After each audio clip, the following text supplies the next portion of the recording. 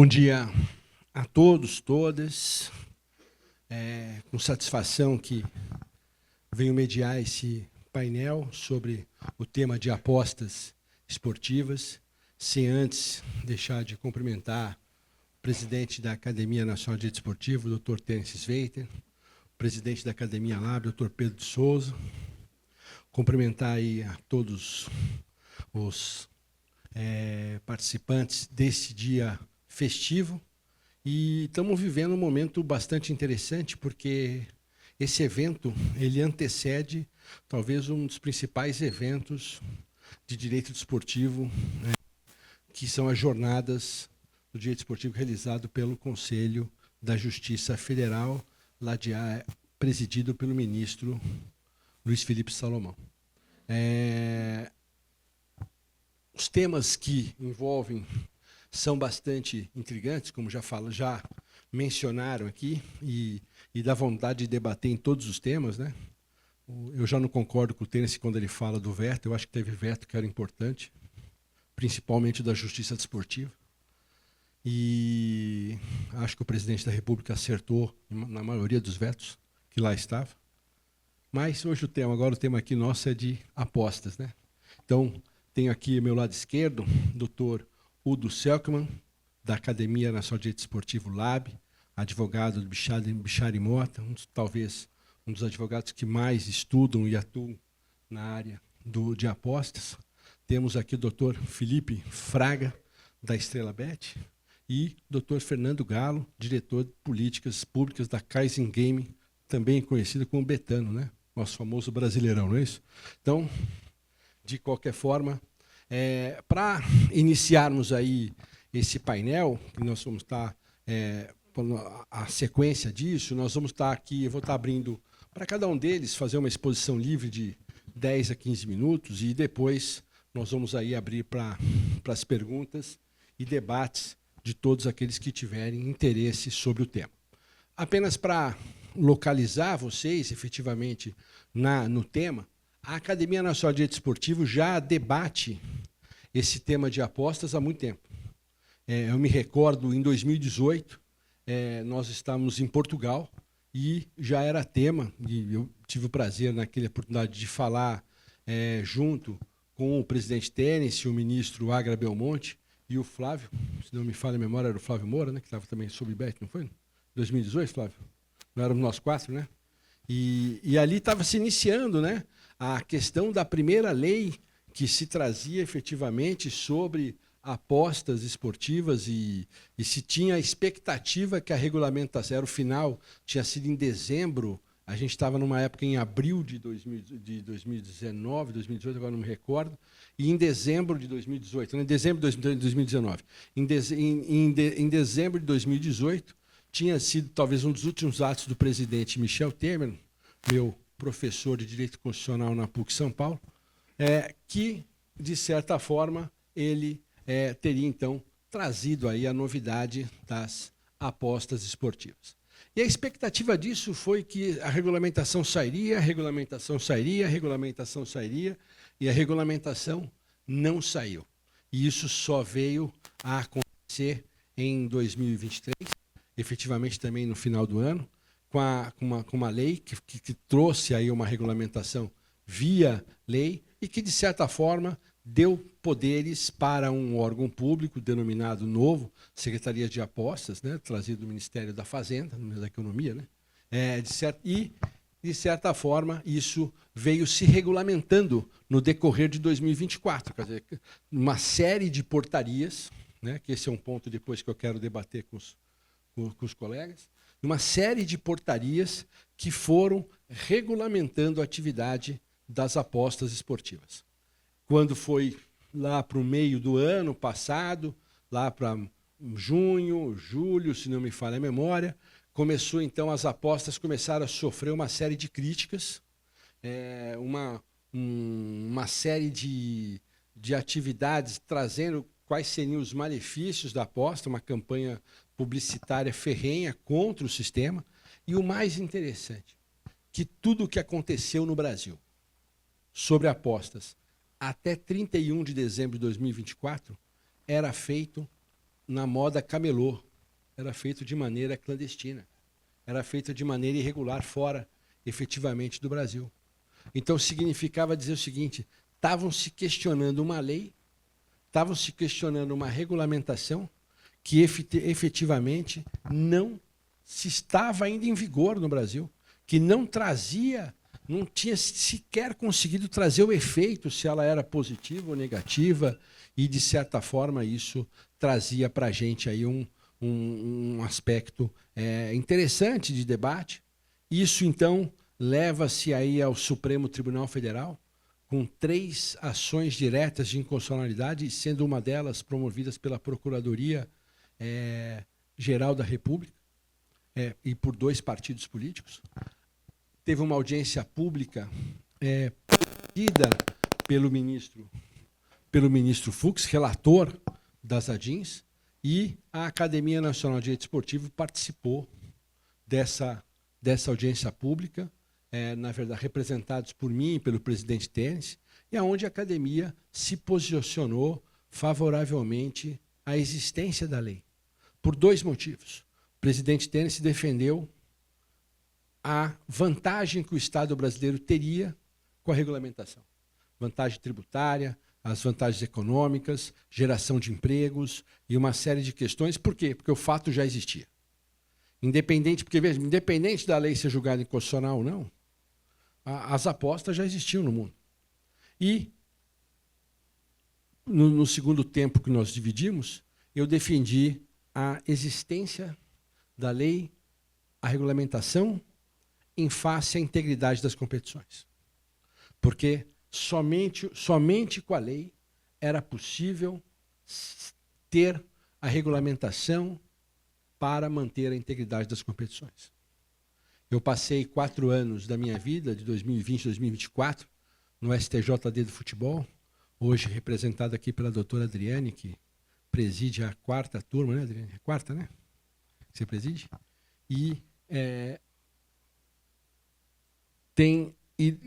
relatei 2 casos de apostas e que só foi possível punir porque o Ministério Público de Goiás fez um trabalho excepcional e colheu provas e remeteu para a Justiça Esportiva. Hoje, com a regulamentação, já é possível a Justiça Desportiva ter acesso a dados que são obtidos pelas empresas de apostas.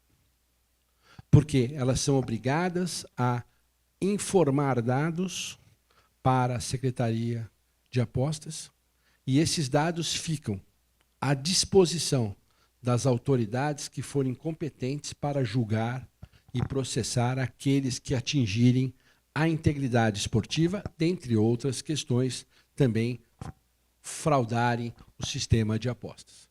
Então, hoje, para a integridade esportiva, essa lei é essencial, porque é ela que vai fornecer a proteção necessária para a manutenção e punição de possíveis atletas, árbitros, dirigentes, quem quer que seja, em qualquer das modalidades esportivas que são autorizados através de uma portaria a terem aí, a serem objeto de apostas esportivas.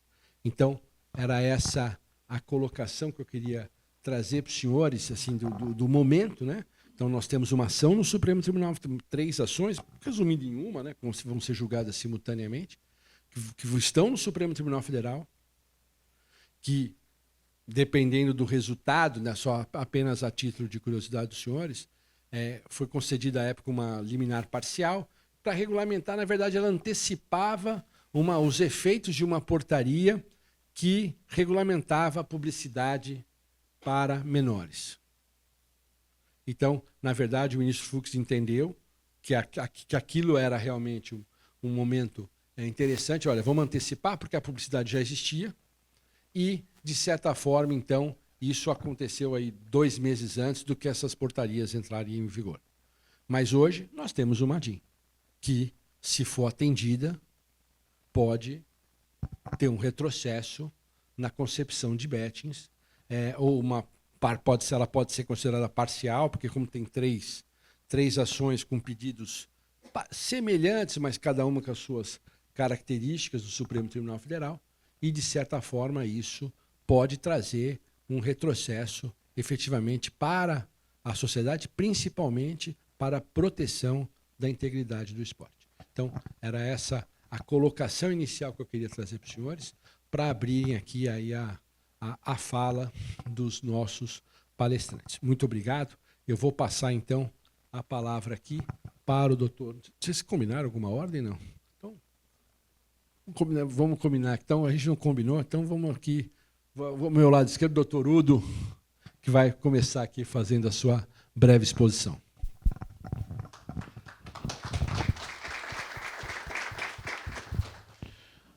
Bom dia a todos. Primeiramente, queria agradecer à academia pelo carinhoso convite na pessoa do nosso presidente, Terence Sveiter. Cumprimentar meus colegas painelistas, professor de todos nós, Paulo Feus, Felipe, Fernando, prazer estar falando com vocês aqui. E o tema de apostas, a gente pode levar essa discussão aqui para vários lados, né? Eu estava pensando da forma que eu ia começar a minha fala, e eu decidi falar sobre temas atuais, o que está sendo discutido atualmente. Esse aqui eu acho que é o terceiro ou quarto Jurisport que eu falo sobre o tema. E em cada um eu falo coisas diferentes, tento falar coisas diferentes, porque cada vez que eu venho aqui tem mais assuntos a serem tratados. E eu não gosto de ser repetitivo também. Mas, Paulo, eu converso com muita gente da indústria, do setor de apostas, e desde que a gente, como você bem colocou, o breve histórico que a gente teve em relação à lei de 2018, à lei de 2023, as séries de portarias do Ministério da Fazenda para regulamentar o mercado só começou a ser efetivamente regulamentado no dia 1º de janeiro desse ano. E desde então eu converso com vários operadores, pessoas de mercado, e pergunto quais que têm sido os maiores desafios desses operadores no mercado para virar a chavinha do mercado não regulamentado para o mercado regulamentado. E todos eles têm a mesma resposta, que é a dificuldade que está sendo para o regulador combater o mercado ilegal.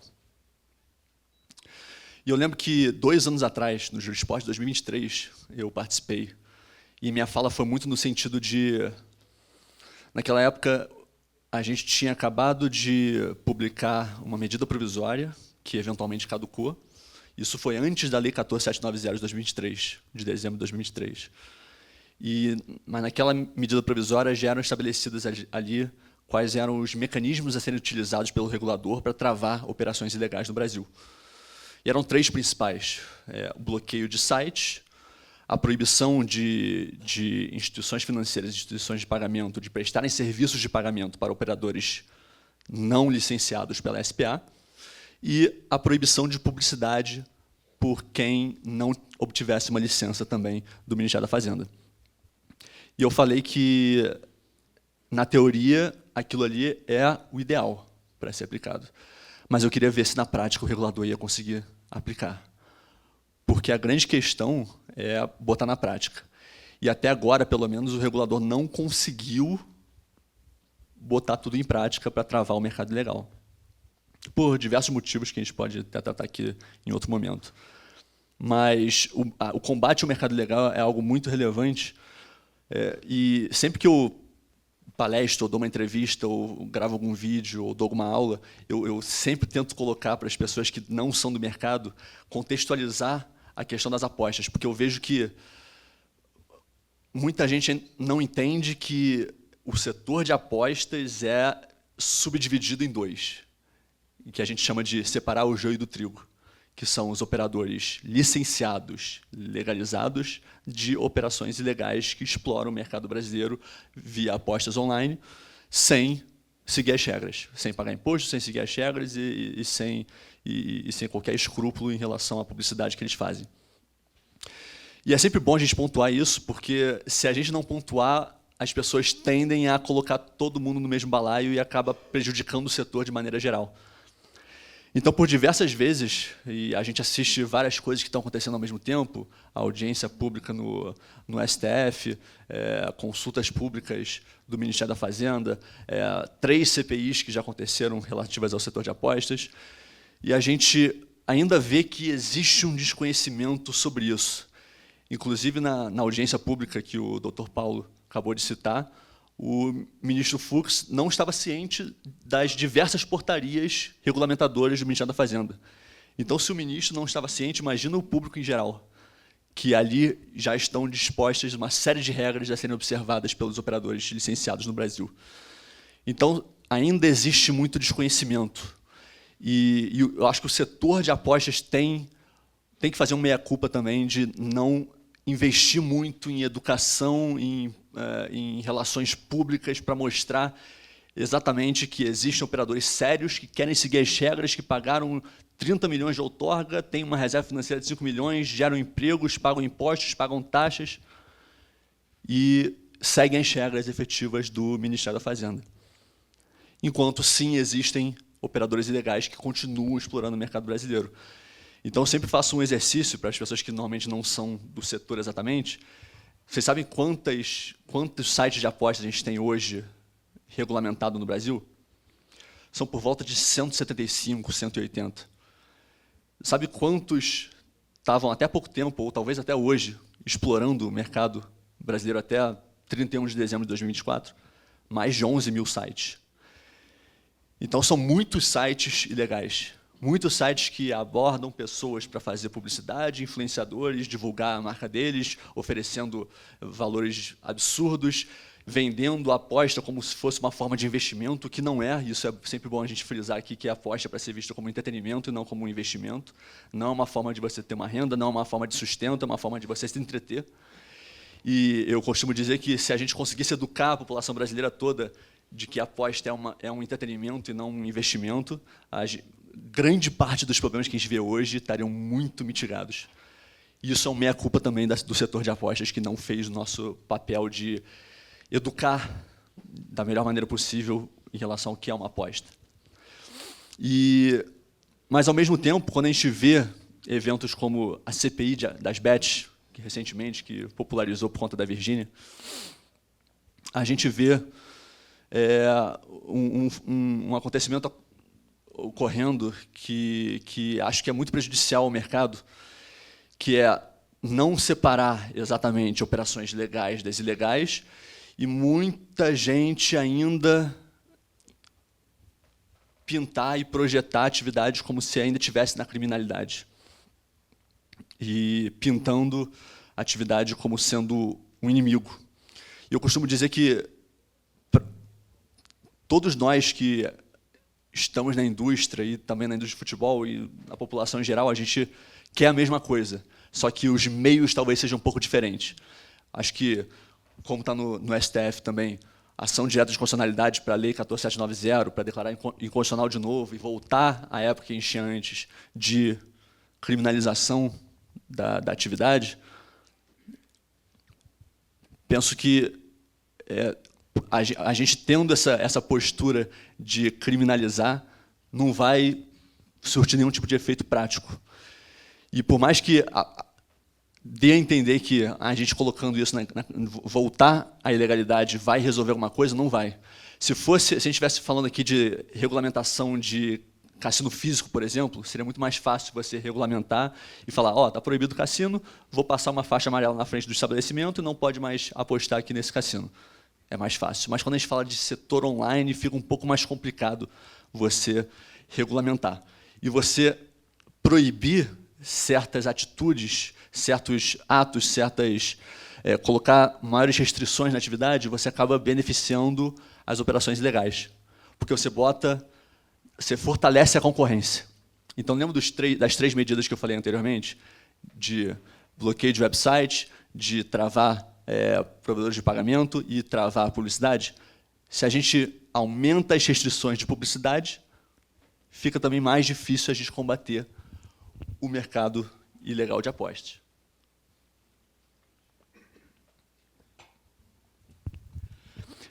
E é isso que a gente tenta trazer quando a gente começa a ver discussões no Senado, por exemplo, que recentemente restringiu mais a publicidade.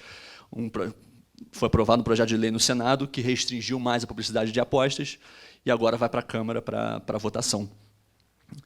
E é muito difícil, Paulo, a gente que trabalha no setor, nosso escritório tem alguns clientes do setor de apostas, muitos deles investidores estrangeiros, empresas estrangeiras. É muito difícil a gente explicar para eles, sentar com eles e falar, ó, em uma semana houve um aumento de IOF e houve uma restrição da publicidade.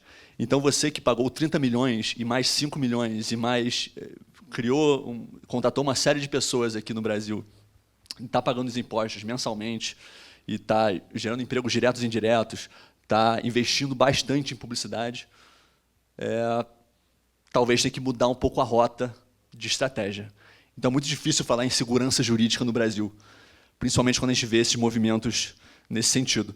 Mas o que a gente tenta trazer é que, sem a regulamentação, a gente não vai conseguir combater o mercado ilegal. Sem uma regulamentação efetiva, e o que eu sempre falo é observando as melhores práticas internacionais. A vantagem do Brasil de ser um dos últimos países do mundo a regulamentar a atividade, essa atividade econômica e do entretenimento, que é as apostas, é que a gente pode olhar para todos os outros e falar, você acertou nisso aqui, você errou nisso aqui, e absorver as melhores práticas internacionais. Então, quando a gente vê um movimento de restrição excessiva de publicidade, é só você ver outros países que regulamentaram, têm uma regulamentação mais madura. Então, eu dou o exemplo da Itália, por exemplo. A Itália, em 2018, soltou o decreto Dignità, que, a partir de 2019, ia proibir totalmente a publicidade de apostas. E agora, recentemente, em abril de 2025, o ministro do Esporte e da Juventude da Itália deu uma declaração pública falando que o decreto falhou nos seus objetivos. Os objetivos do decreto eram reduzir a ludopatia, reduzir o endividamento da população e reduzir o jogo problemático. E nada disso foi reduzido. E pior, eles deram mais força ao mercado ilegal, reduziu a arrecadação fiscal com a atividade e aumentou e dificultou os apostadores da Itália de diferenciarem quais são os operadores legalizados dos ilegais. E agora estão falando em flexibilizar essas regras, inclusive para permitir que os clubes voltem a ter patrocínio de apostas. No Reino Unido, o Reino Unido restringiu alguns aspectos da publicidade de apostas. Não é proibido, mas tem algumas restrições, com o objetivo também de redução de ludopatia, redução de endividamento e redução de jogo problemático. Só que, se você analisar todos os estudos que foram divulgados nos últimos tempos, e eu passei o final de semana estudando os estudos do Reino Unido especificamente, não existe evidência conclusiva de que há uma correlação entre redução de publicidade de apostas e a redução de ludopatia. Os dados do Reino Unido se mantêm estáveis, mesmo com uma restrição maior em relação à publicidade. Então, o que eu tento trazer aqui é, se a gente vai regulamentar essa atividade, vamos nos basear eventuais restrições em estudos empíricos, dados e estatísticas de outros países, para a gente tomar uma decisão certeira. Porque, às vezes, a gente, tomando certas decisões que acham que vão melhorar o mercado, acabam que, no longo prazo, vai piorar. E essa, eu acho que é a minha contribuição aqui para dar o kick-off aí na nossa conversa. Obrigado.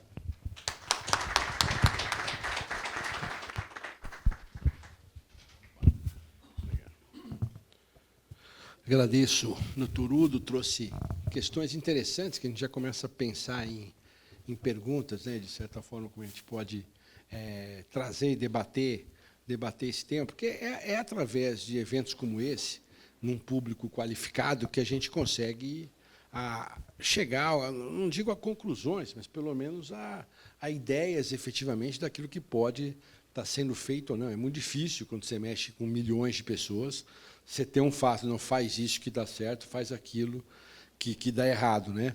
Mas, de certa forma, como disse o Udo, ter um paradigma positivo ou negativo do que aconteceu fora do Brasil é fato. E é claro que um sistema controlado é muito mais fácil para eu ter acesso do que um sistema totalmente descontrolado.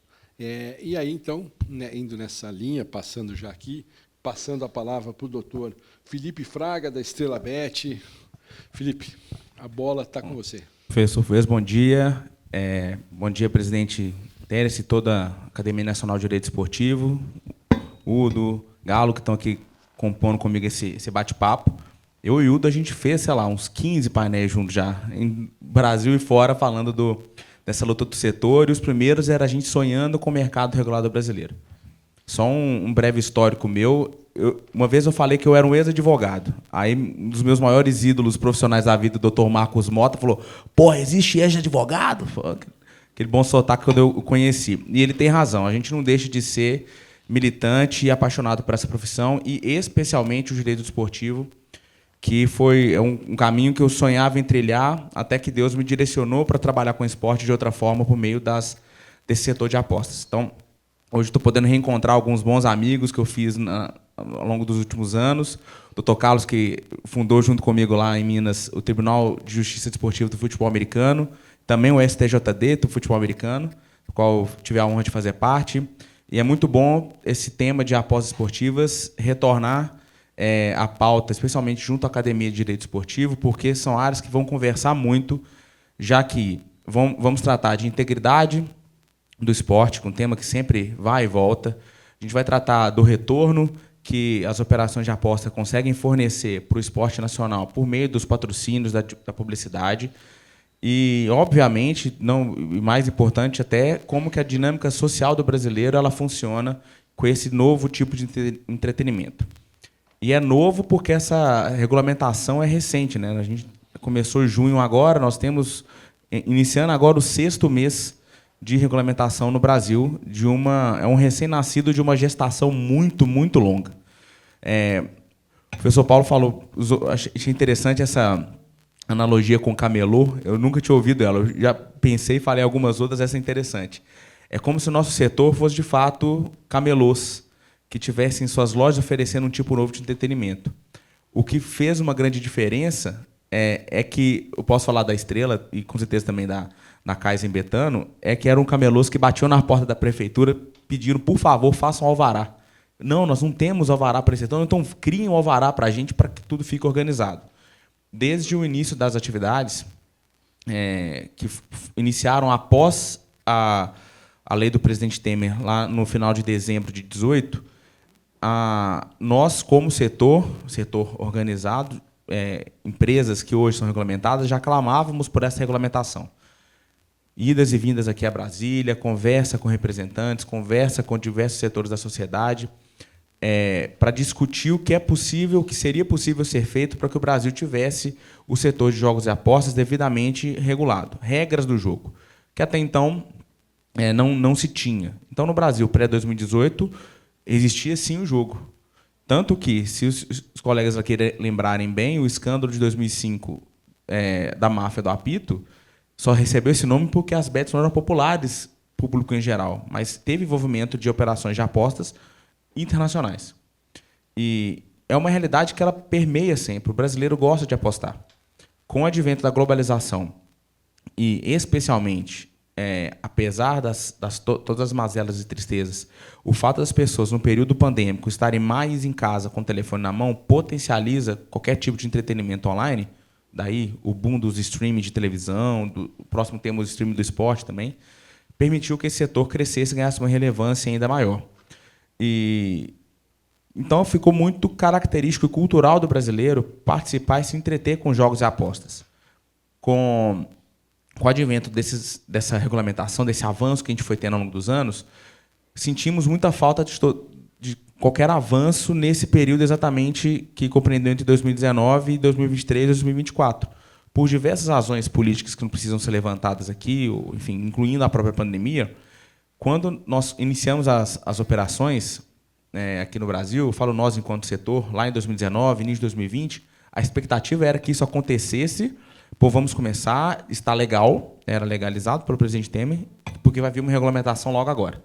O Maguinho, que não pôde estar aqui compondo o painel conosco hoje, então, é que ficava na ponte Rio-Brasília o tempo todo, discutindo para que, de fato, essa regulamentação acontecesse de uma forma saudável. Pois bem, quando o marco legal das apostas acontece no final de 23, para 2024 iniciarem as portarias, o período foi muito curto de adequação. Por mais que operações como a Estrela, eu acho, né, eu acho que posso entender para a Betano, porque são parceiras de boas práticas como um todo e outras do setor, já adotavam medidas gerais de publicidade, de controle de ludopatia, de controle de integridade, muito antes de ter uma obrigação legal. Muitas empresas do setor já faziam isso. E a regulamentação, contudo, ela vem absorvendo práticas internacionais diversas e coloca novas regras, e daí teve esse processo, inclusive, de adaptação. Mas, se observarmos bem, quando chega lá para o meio do ano, né, lá para julho, agosto, setembro, especialmente, vê uma enxurrada de portarias, um período de adaptação de 3 meses, para que as operações colocassem algumas coisas no seu devido lugar, algumas exigências a mais, que no âmbito tecnológico foi muito complicado.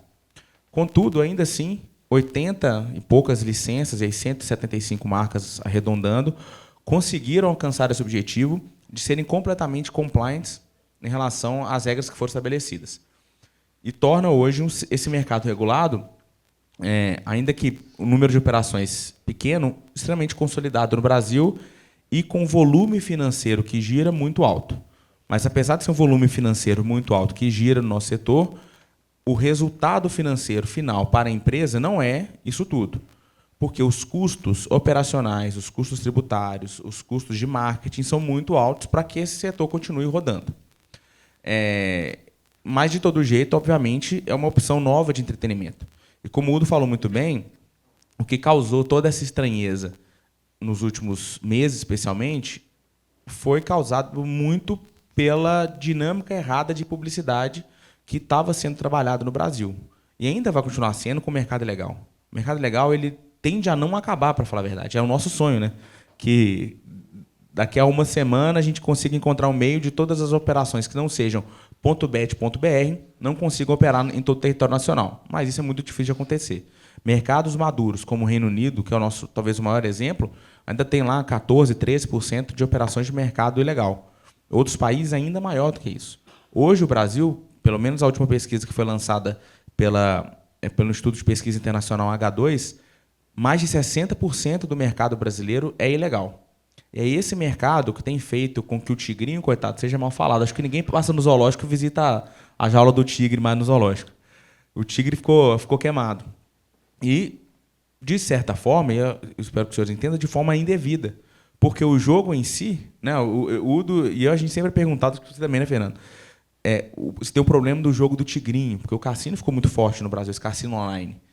Não tem problema nenhum, porque ele passa por toda a regulamentação. O jogo só é oferecido nas nossas operações porque ele recebe certificações por organismos internacionais que analisam a matemática do jogo, analisam toda a dinâmica, passa pelo Ministério da Fazenda para até chegar na nossa operação e a gente, com todos esses comprovantes, conseguiu ofertar esse jogo para ver que o jogo é justo, né, melhor dizendo. E, contudo, vai existir sempre a tentativa ilegal, que vai fazer uma propaganda falando que se você jogar... Vou sair um pouco do cassino, tá? Vou trazer para o nosso esporte. O cara que vai falar que se você investir nas apostas esportivas vai ficar rico, que ele comprou tal coisa e agora você vai poder comprar também porque acertou um ou outro palpite. Uma propaganda diferente do que seria correto falar, que divirta-se jogando, porque, de fato, é muito divertido você fazer uma aposta em determinada partida e compartilhar com o seu colega e ver quem vai acertar o que vai perder. A gente sempre fez isso na vida. Qualquer atividade esportiva nossa com colega, sempre vale uma caixa de cerveja na pelada do final de semana. Isso não muda no nosso cenário. A gente oferece só uma plataforma diferente para esse entretenimento acontecer. O que não pode acontecer, como qualquer coisa na vida, é que exista um uso indevido ou uso exagerado dessa ferramenta de entretenimento. Não é saudável para ninguém maratonar uma série madrugadas a fio, vai fazer mal. Não é saudável para alguém passar 2, 3 dias seguidos no cinema vendo filme sem parar. Ou, vou aproximar um pouco do nosso setor, entrar naquelas lojas de fliperama do shopping e ficar lá muito tempo. O resultado de quem consumir muito esse produto vai ser um gasto além da conta do seu dinheiro para brincar. Não é diferente do nosso setor. O que nós temos de vantagem? Por ser online, a gente consegue ter um controle melhor dessa atividade do cliente. E aí, empresas regulamentadas por obrigação legal ou, além disso, por própria iniciativa da empresa, já conseguem criar mecanismos de controle dessa atividade.